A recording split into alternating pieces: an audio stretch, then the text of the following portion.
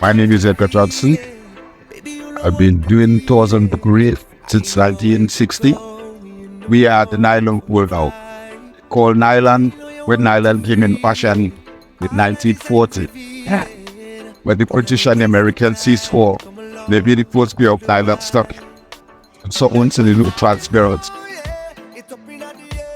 You can walk from there up straight over. You notice? What up there is Skid Island? Right. Right, the crest of the reef that exposed because the tide is low. There's a lot of changes at the reef. But there's still a lot of things. On bottom bones. Last one down board, all the came being in 1995. Walk at the lagoon, go to the coral garden, Nylon pool.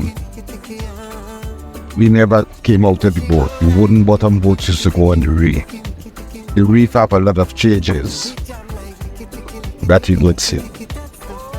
Today we still have the stago on the airport coral, green coral, common star, mountainous pillar coral, fire coral or millipora. You still have to, all of those still remain on the reef, and a lot of fishiness.